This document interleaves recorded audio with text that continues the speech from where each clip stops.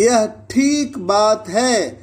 गीता और रामचरितमानस का हर घर में पहुंचाने की सोच बिल्कुल ठीक है, पर क्या इसे सिर्फ हिंदू के घरों में पहुंचाएंगे या अन्य धर्म हिंदू, मुस्लिम, सिख, ईसाई के घर में भी पहुंचाएंगे?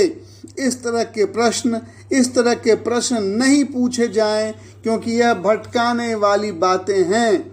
अनपढ़ जनता को भटकाने का काम देश में बहुत से नेता कर रहे हैं। कम से कम हम लोग यह काम नहीं करें। आप सिर्फ 2-3 बातें ध्यान में रखें। पहली बात, जब राम जी धरती पर थे, जब कृष्ण जी धरती पर थे, तब हिंदू, मुस्लिम, सिख, ईसाई ये चारों धर्म नहीं थे।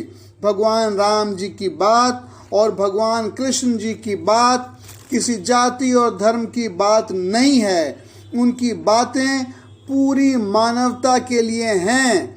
उनकी बातें पूरी मनुष्यता के लिए हैं। राम जी और कृष्ण जी की हर बात धर्म से ऊपर है और वे मनुष्यों को कठिन परिस्थितियों का सामना कैसे करें, इसी विषय पर उनके सारे उपदेश और उदाहरण हैं। दूसरी बात, हिंदू शब्द बाद में आया है। हिंदू शब्द बाद में आया है। भारत के लोग सनातन धर्म को मानते हैं। हिंदू कहने का मतलब है कि हम लोग 1000 या 1200 साल पुराने हैं, पर ऐसा नहीं है। सनातन धर्म हजारों साल पुराना है और बहुत ज़्यादा जानकार भी इसे कम से कम 5000 या 6000 साल पुराना तो मानते ही हैं। इसलिए हिंदू शब्द का उपयोग सीमित करने वाला है, जबकि सनातन असीमित और अनंत है। अब मुख्य विषय पर आते हैं। हम सब राम राज की स्थापना का काम गांव या शहर में वार्ड को केंद्र मानकर करें। हम लोग यह प्रयास करें कि क्या गांव के सभी घरों में रामचरितमानस और गीता है या नहीं, यह पता करें। वार्ड में भी यही काम करें। सभी घरों में रामचरितमानस और गीता होनी ही चाहिए। सभी घर वाले उसे खरीदें। एक घर में अगर 5 वयस्क हैं तो बेहतर होगा सब अलग अलग रामचरितमानस और गीता रखें। स्कूल के हर बच्चे के पास अपनी अलग अलग पुस्तक होती है, तो आपकी रामचरितमानस भी अलग हो तभी ठीक होगा। अगर कोई सज्जन या कोई संस्था किसी गांव या वार्ड को गोद लेकर वहां 100 या 200 रामचरितमानस या गीता बांटे तो यह भी अच्छी बात होगी।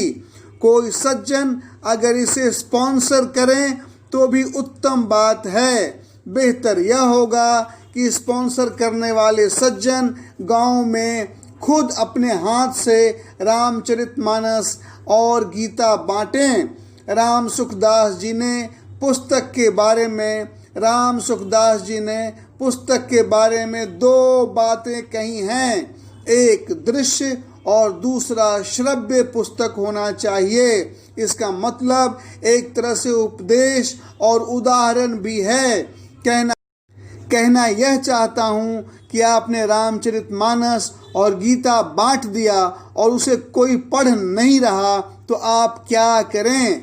इसलिए गांव में लाउड स्पीकर भी हो, जिससे सुबह और शाम आधा घंटा पढ़कर पूरे गांव वालों को रामचरितमानस और गीता सुनाया जाए। इसी विषय पर गांव वाले खुद वीडियो भी बना सकते हैं, ताकि इन प्रवचनों को टेलीविज़न पर वीडियो के माध्यम से देखा जा सके। गांव के मंदिर में टेलीविज़न भी हो, जिससे रामचरितमानस और गीता के प्रवचन दिखाए जा सकें। दिखाने की बात इसलिए कहता हूँ कि सुनाने से ज़्यादा अच्छा है दिखाना। देखी गई बातों पर लोगों का विश्वास ज़्यादा होता है।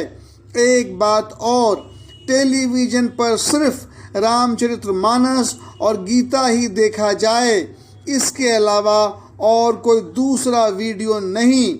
मंदिर में जनरेटर भी रख सकते हैं जिससे प्रवचन देखने सुनने में दिक्कत नहीं हो। अब जिन गांव में 100 रामचरितमानस बांट दिया गया है और वहां 3 महीने सुबह और शाम आधा आधा घंटा रामचरितमानस पर प्रवचन हो चुका है, उन गांव में अब 21 पुरुष और 21 महिलाओं का चुनाव करें ताकि वे अपने गांव में राम राज की स्थापना कर सकें।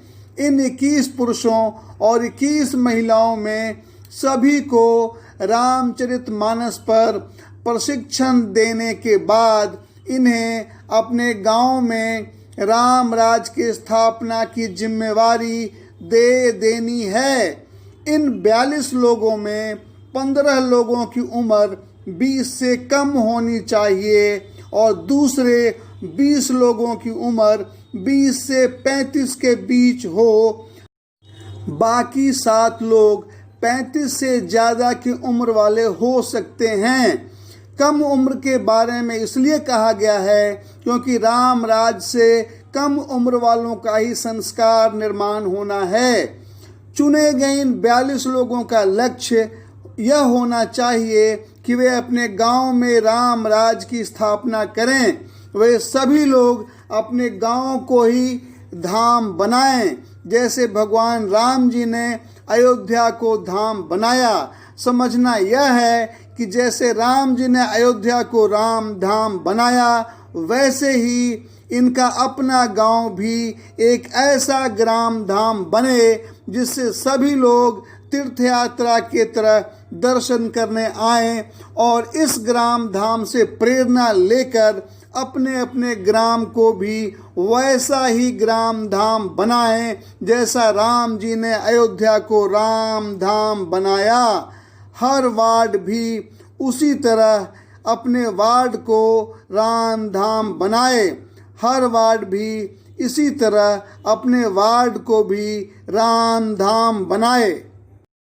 आज आप सबों से इतना ही बात करके अब मैं अपने शांति संवाद को यहीं पे विराम देता हूँ।